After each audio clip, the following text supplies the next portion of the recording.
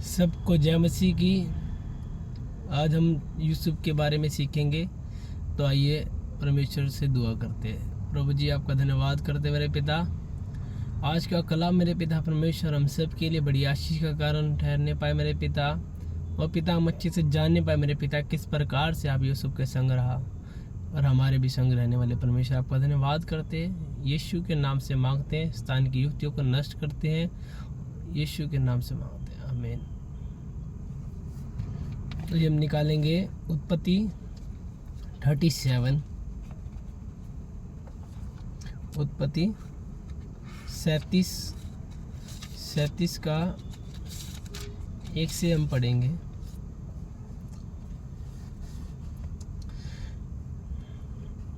याकूब तो कनान देश में रहता था, जहाँ उसका पिता परदेशी होकर रहा।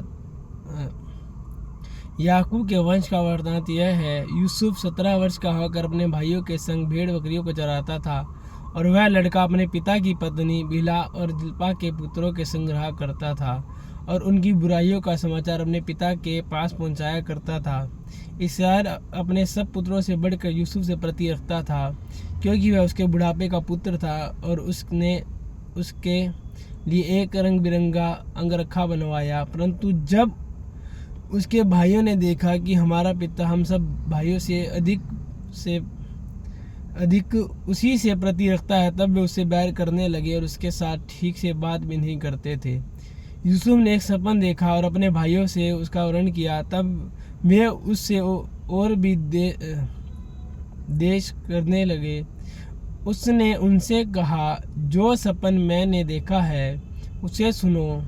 हम लोग खेत में पूले बांध रहे हैं, और क्या देखता हूँ कि मेरा पूला उठकर सीधा खड़ा हो गया। तब तुम्हारे पुलों ने मेरे पूले को चारों तरफ से घेर लिया और उसे दंडवत किया। तब उसके भाइयों ने उससे कहा, क्या समाचार, सचमुच तू हमारे ऊपर राज्य करेगा? क्या सचमुच तू हम पर प्रभुता करेगा? इसलिए वे उसके सपनों और उसकी बातों के कारण उससे और भी अधिक बैर करने लगे। फिर उसने एक और सपन देखा और अपने भाइयों से उनका भी यूँ वर्णन किया। सुनो, मैंने एक और सपन देखा है कि सूर्य और चंद्रमा और 11 तारे मुझे दंडवत कर रहे हैं। इस सपन का उसने अपने पिता और भाइयों से वर्णन किया। तब उसके पिता ने उसको डांट कर कहा, यह कैसा सपन है जो तूने देखा है? क्या सचमुच मैं और तेरी माता और तेरे भाई सब जाकर तेरे आगे भूमि पर गिर कर दंडवत करेंगे? उसके भाई उससे ढा करते थे, पर उसके पिता ने उसके वचन को स्मरण रखा। हालेलुया। प्रियो, भी हमने पढ़ा यूसुफ कौन था। याकूब जो कनान देश में रहता था परदेशी होकर, उसका पुत्र था यूसुफ। और याकूब ने क्या रखा? उसके लिए रंग बिरंगा अंगरखा बनवाया। परंतु क्या हुआ कि उसके भाइयों ने जब देखा कि हमारा पिता हमारे भाई यूसुफ से हमसे अधिक प्रेम करता है, तो भाइयों के अंदर एक जलन की भावना उत्पन्न हो गई, एक ईर्ष्या आ गई। यूसुफ और कुल 12 भाई थे। और जैसे कि हमने पढ़ा, यीशु का वरदान यह, यूसुफ 17 वर्ष का होकर अपने भाइयों के संग भेड़ बकरी चराता था, और वह लड़का अपने पिता की पत्नी बिल्हा के पुत्रों के संग रहा करता था। हालेलुया। जब यूसुफ 17 वर्ष का हुआ तो वो अपने भाइयों के संग भेड़ बकरी चराया करता था। तो अब यूसुफ के पिता याकूब ने अपने भाइयों का हाल जानने के लिए उनके पास भेजा। लेकिन इन्होंने, हम जब आगे पढ़ते हैं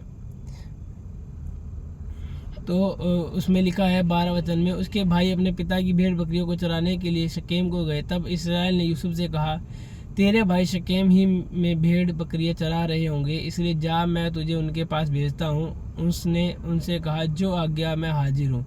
उसने उनसे कहा, जा अपने भाई और अपने भेड़ बकरियों का हाल देखा कि वे कुशल से तो हैं, फिर मेरे पास समाचार ले आ। अतः उसने उनको हेब्रोन की तराई में विदा कर दिया। वह शकेम में आया, और एक मनुष्य ने उसको मैदान में इधर उधर भटकते हुए पाकर उससे पूछा, तू क्या ढूंढता है? उसने कहा, मैं अपने भाइयों को ढूंढता हूँ कृपया मुझे बता कि भेड़ बकरियों को कहाँ चरा रहे हैं। उस मनुष्य ने कहा, वे यहाँ चले गए हैं और मैंने उनको यह कहते सुना, आओ हम दोतान को चलें। इसलिए यूसुफ अपने भाइयों के पीछे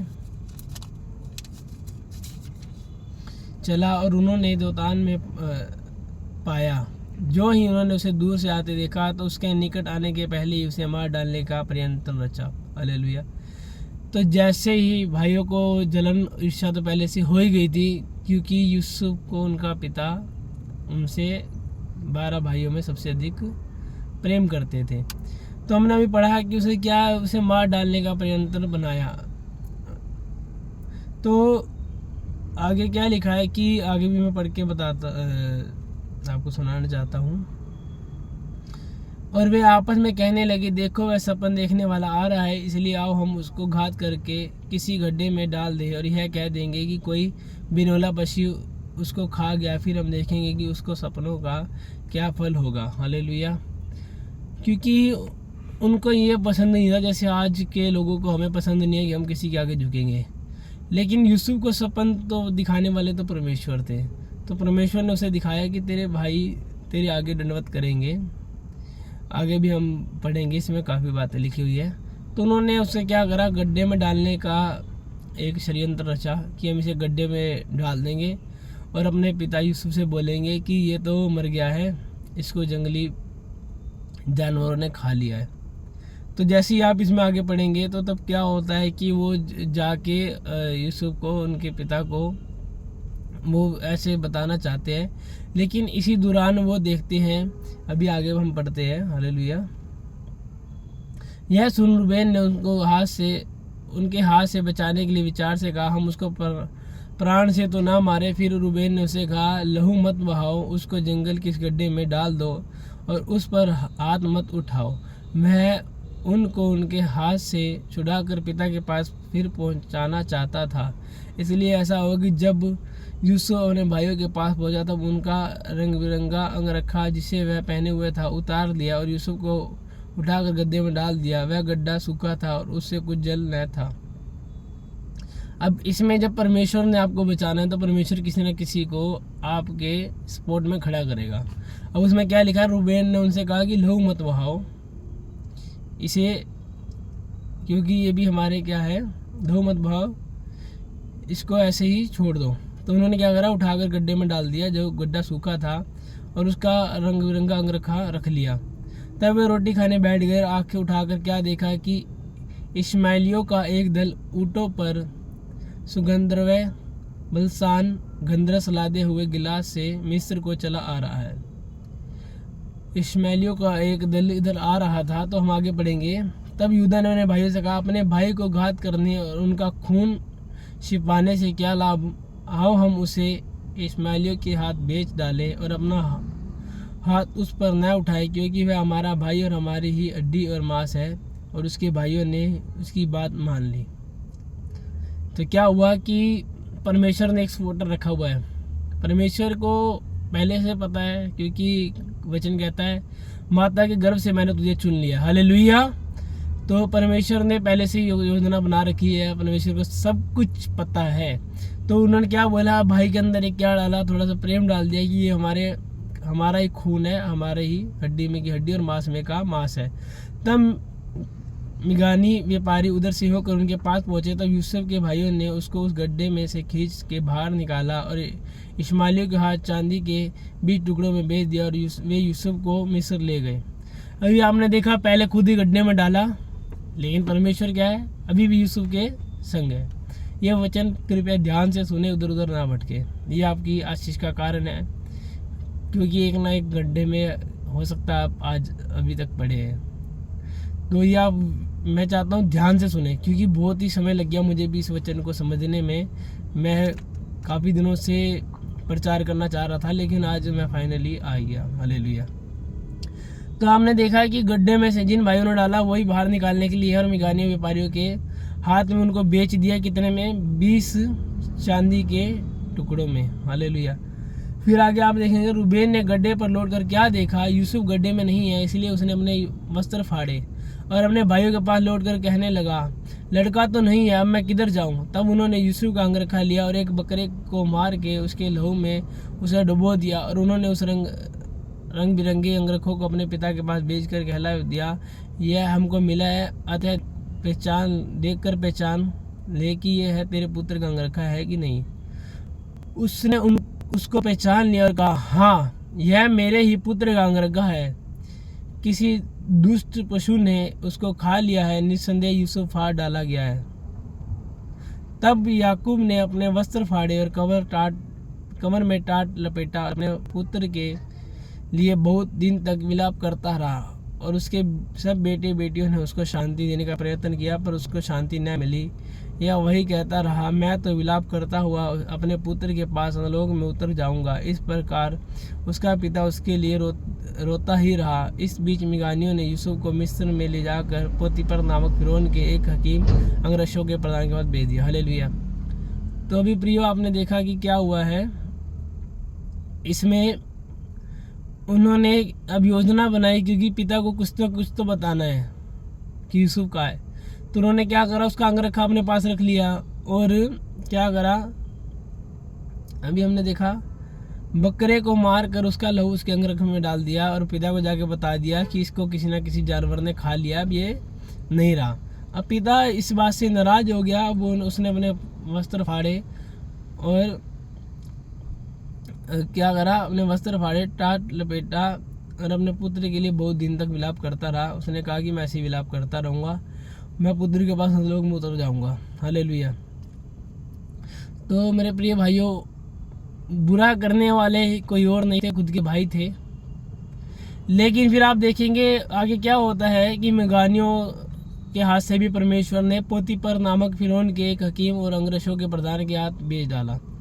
अब जब आपने देखा कि परमेश्वर ने पोतीपर नामक एक प्रधान के पास भेज डाला, जो कि फिरौन का प्रधान था। हालेलुया। जैसा कि अभी हमने यहाँ पे पढ़ा है, अंगरक्षों का प्रधान था।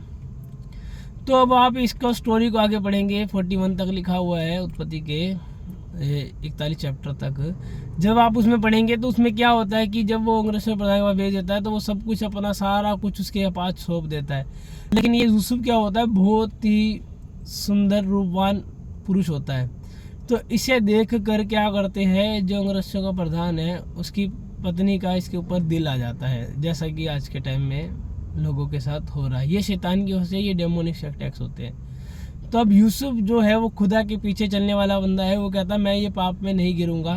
तो इसमें क्या होता है कि एक दिन यूसुफ अकेला होता है, और वो जो अंगरक्षों की प्रधान की वाइफ वहाँ पर आ जाती है, और वो कहती है कि मेरे साथ सो, लेकिन यूसुफ मना कर देता है। तो इसमें क्या होता है, जब वो मना कर देता है तो वो चिल्ला देती है। वो कहती, देखो ये बंदा कैसा बंदा मेरे पास भेज दिया है, ये मुझे छेड़ना चाहता है, क्योंकि यूसुफ पाप में नहीं गिना जाता।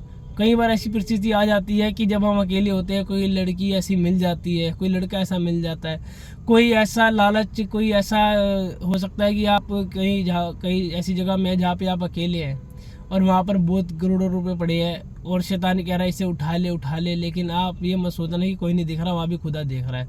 तो उस टाइम पे यूसुफ ने बोला कि भाई तेरे पति ने मुझे हर एक चीज़ पे मुझे अधिकार दिया है, सिवाय तेरे को छोड़ के। मतलब A to Z जो भी उस घर में सामान है, खाना पीना, रहना, कपड़े लत्ते, कुछ भी हो, सबका अधिकार यूसुफ के ऊपर था। यूसुफ का उन सब के ऊपर अधिकार था, वो यूसुफ जो चाहे वो कर सकता था। लेकिन अब ये पत्नी नहीं मानी, तो इसने अपने पति को वहाँ पे बाहर जाके चिल्लाया और अपने कपड़े फाड़े कि ऐसे ऐसे करा। तो ऐसा करके क्या हुआ, यूसुफ ने उनको क्या करा, बंदीगृह में डाल दिया। यूसुफ को अंगरक्षों के प्रधान पोतीपर ने बंदीगृह में डाल दिया। अब बंदीगृह में डालने के बाद आप जब आगे पढ़ेंगे तो बंदीगृह में भी कुछ लोग होते हैं, उनको यूसुफ अपने उनके सपन के बारे में बता देता है। लेकिन आप जब पढ़ेंगे तो बंदीगृह के अंदर भी क्या हुआ, खुदा यूसुफ के संग था। हालेलुया। तो बंदीगृह में भी उसको क्या करते हैं, सबके ऊपर नियुक्त कर देते हैं। जब वो यहाँ पर बेचा गया तो क्या हुआ, सारी चीज़ों के ऊपर किसको नियुक्त किया गया? यूसुफ को किया गया, क्योंकि खुदा यूसुफ के संग था।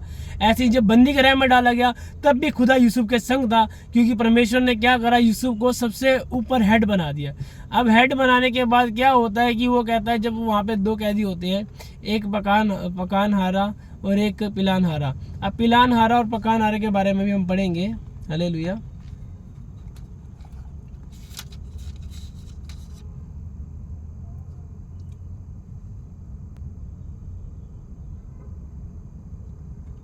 क्योंकि उसने क्या करा था? पिलान हारे और पकान हारे को दोनों को उनका दर्शन बताया था। पकान हारे के प्रधान और पिलान हारे के प्रधान और पकान हारे के प्रधान दोनों को बंदी गृह से निकलवाया।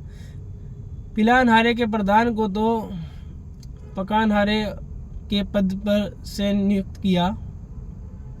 पिलान हारे के प्रधान को तो पिलान हारे के पद पर नियुक्त किया और फिर उनके हाथ में कटोरा देने लगा, पर पकाने हारे के प्रधान को उसने टंगवा दिया, जैसा यूसुफ ने उसके सपनों का फल उनसे कहा था। फिर पिलान हारे के प्रधान ने यूसुफ को स्मरण न रखा, परंतु उसे भूल गया। हालेलुया।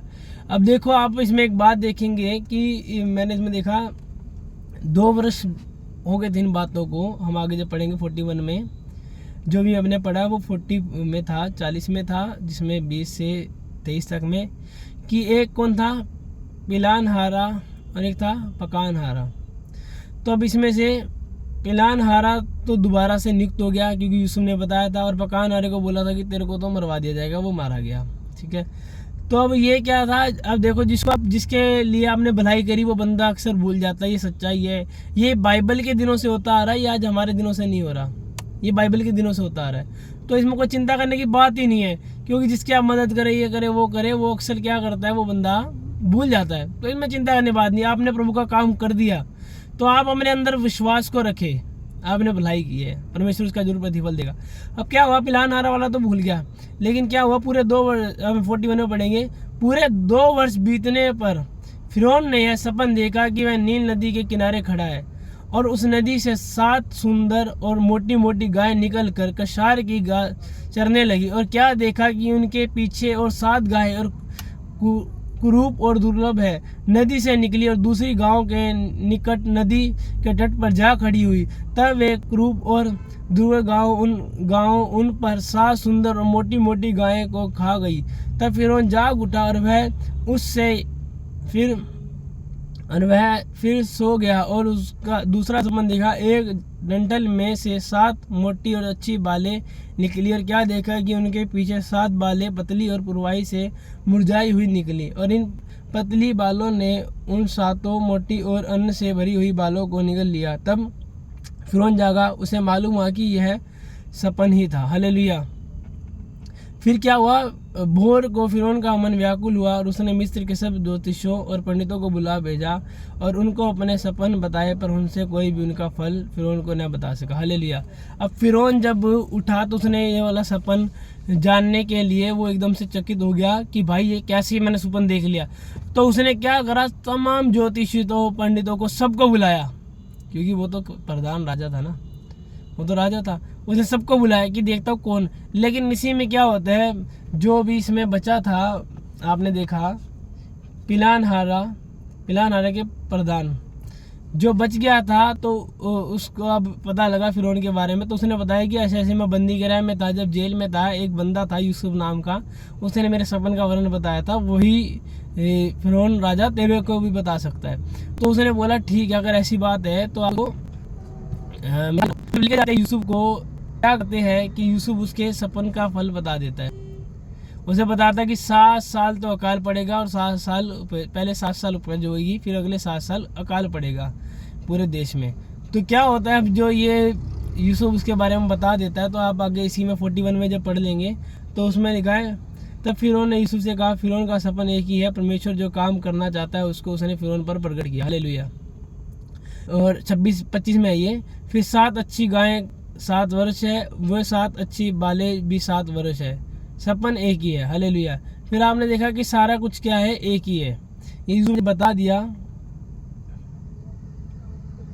तो अब इसमें क्या हुआ कि वे इन अच्छे वर्षों में सब प्रकार की भोजन वस्तु इकट्ठा करें और नगर में भंडार भोजन की फिरौन की रक्षा करें। यह भोजन वस्तु काल के 7 वर्ष मिस्र देश में आएंगे, देश के भोजन के लिए रखी रहे, जिससे देश का उत्तम अकाल से सत्यानाश न हो जाए। हालेलुया। अब जब आप ये पढ़ेंगे कि ये वाला सारा काम क्या हुआ, फिरौन ने क्या करा कि यूसुफ के हाथ में सब कुछ सौंप दिया, हर एक चीज़ का इसको प्रधान ठहरा दिया फिरौन ने यूसुफ को। तो अब आप इसमें देखेंगे पहले गिन के रखते थे, फिर इतना ज़्यादा आने लगा, इतना ज़्यादा उपज होने लगी, क्या कहते हैं, गेहूँ आने लगा, इतनी ज़्यादा फसल हुई कि उन्होंने बंद कर दिया। कहते अब गिनना नहीं है क्योंकि अब तो बेशुमार हो रही है, इतनी ज़्यादा हो रही है, परमेश्वर दे रहा है। तो आगे देखेंगे यूसुफ का प्रधानमंत्री बनाया जाना 37 में 41 के 37। यह बात फिरौन उसके सारे कर्मचारियों को अच्छी लगी, इसलिए फिरौन ने अपने कर्मचारियों से कहा, क्या हमको ऐसा पुरुष जैसा यह है जिसमें परमेश्वर का आत्मा रहता है मिल सकता है? फिर फिरौन ने यूसुफ से कहा, परमेश्वर ने तुझे इतना ज्ञान दिया है कि तेरे तुल्य कोई समझदार और बुद्धिमान नहीं है। हालेलुया। मैं परमेश्वर का धन्यवाद करता हूँ, थैंक यू जीसस। क्योंकि आप एक चीज़ नोट करेंगे कि लोग आने वाले टाइम में, अभी आपको गड्ढे में गिरा है, अभी आपके साथ दुख करा, आपके साथ मुसीबत आई है, अभी लोग नीचे कह रहे तू छोटा है, तू तुच्छ है, तेरे बस की नहीं है, तू गरीब है, ये है वो है। लेकिन प्रियो, इस वचन को बोलते हुए मेरे अंदर भी एक आग आ रही है प्रभु यीशु की। हालेलुया। क्योंकि वही लोग क्या बोलेंगे, अभी आपने पढ़ा उसको जेल में डलवाया गया, लेकिन फिरौन ने क्या बोला? इसलिए फिरौन ने अपने कर्मचारियों को कहा, क्या हमको ऐसा पुरुष जैसा है जिसमें परमेश्वर का आत्मा रहता है मिल सकता है? हालेलुया। परमेश्वर प्रिय जान लेंगे एक दिन आपको कि आपके अंदर परमेश्वर का आत्मा रहता है। हालेलुया। ये बहुत खुशी की बात है। तो लोग ढूंढेंगे, जिन्होंने ठुकराया वो बोलेंगे मेरी फैक्ट्री में ये बंदा चाहिए, मेरे बिजनेस में ये बंदा चाहिए, मेरे पास नौकरी के लिए ये बंदा चाहिए, मेरे घर में यही बंदा चाहिए, मेरी चर्च में यही पास्टर चाहिए, मेरे लिए ब्लेसिंग का कारण यही है। क्योंकि आपके अंदर से पवित्र आत्मा खुद प्रकट करेगा, क्योंकि पवित्र आत्मा आप ही आए भर भर के हमारी गवाही देता है। हालेलुया। तो जब फिरौन ने बोला कि जिसमें परमेश्वर का पवित्र आत्मा रहता है ये बंदा मेरे को मिल सकता है, तो प्रियो ये सच है। आज आप किसी भी गड्ढे में पड़े हो, आप हार मत मानो, मत मानो, मत मानो, मत मानो। मैं फिर से कहूँगा, हार मत मानो। एक दिन आएगा जब लोग आपको कहेंगे यही बंदा मुझे चाहिए, तो चाहिए जिसमें परमेश्वर का आत्मा रहता है। हालेलुया। लेकिन उसके लिए आपको सदैव 24 घंटे ईमानदार रहना, 24 घंटे में आप कुछ भी कर रहे हो। हालेलुया। फिर फिरौन ने यूसुफ से कहा, परमेश्वर ने जो तुझे इतना ज्ञान दिया है कि तेरे तुल्य कोई समझदार और बुद्धिमान है ही नहीं। हालेलुया। देखा आपने, थैंक यू जीसस। इसमें परमेश्वर ने फिरौन को दिखा दिया कि तेरे तुल्य ज्ञानवान और समझदार कोई है ही नहीं। हालेलुया। बुद्धिमान नहीं। इस कारण तू मेरे घर का अधिकारी होगा और तेरी आज्ञा के अनुसार मेरी प्रजा चलेगी। केवल राजगद्दी के विषय में मैं तुझसे बड़ा ठहरूंगा। फिर फिरौन ने यूसुफ से कहा, सुन, मैं तुझको मिस्र के सारे देश के ऊपर अधिकारी ठहरा देता हूँ। तब फिरौन ने अपने हाथ से अंगूठी निकाल के यूसुफ के हाथ में पहना दी और उसको बढ़िया मलमल के वस्त्र पहना दिए और उसके गले में सोने का जंजीर डाल दिया। हालेलुया। अभी आपने देखा क्या बोला? फिर फिरौन ने यूसुफ से कहा, सुन, मैं मिस्र के सारे देश के ऊपर अधिकारी ठहरा देता हूँ। तब फिरौन ने कहा, अपने हाथ की क्या करी, अंगूठी निकाल कर उसे दे दी। और इसके ऊपर हमने क्या पढ़ा? इस कारण तू मेरे देश घर का अधिकारी होगा और तेरी आज्ञा के अनुसार सारी प्रजा चलेगी। केवल राजगद्दी के विषय में मैं तुझसे बड़ा ठहरूंगा। हालेलुया। कह रहा सिर्फ राष्ट्रपति चलो फिरौन रहेगा, लेकिन प्रधानमंत्री तू रहेगा। मेरे घर की हर चीज का अधिकारी तू, मेरे देश की हर चीज का अधिकारी तू, मेरे लोगों का हर चीज का अधिकारी तू। तेरे बिना पूछे अब कुछ होना ही नहीं है। एक कहते ना, तिनका नहीं लेगा, परिंदा पर नहीं मारेगा जब तक यूसुफ ना चाहे। हालेलुया। वही यूसुफ जो व्यभिचार में नहीं गिरा, उस बंद कमरे में अकेलेपन में उसने इस स्त्री को नहीं, थोड़ी देर के मजे को नहीं, थोड़ी देर के शौक के नहीं, थोड़ी देर को उस गंदी चीज को नहीं सुना, उसको तुच्छ जान के परमेश्वर की महिमा को किया। हो सकता है अगर वो उस टाइम पे, अगर आप भी थोड़े में गिर जाएं, थोड़ी उसमें देखें कि अभी मैं मुसीबत में हूँ, भी कर्जे में हूँ, भी दुख में हूँ, चलो कोई बात नहीं, अभी के लिए तो निकल जाए। अगर अभी निकलना चाहते हो तो पूरी जिंदगी क्या है, दुख है।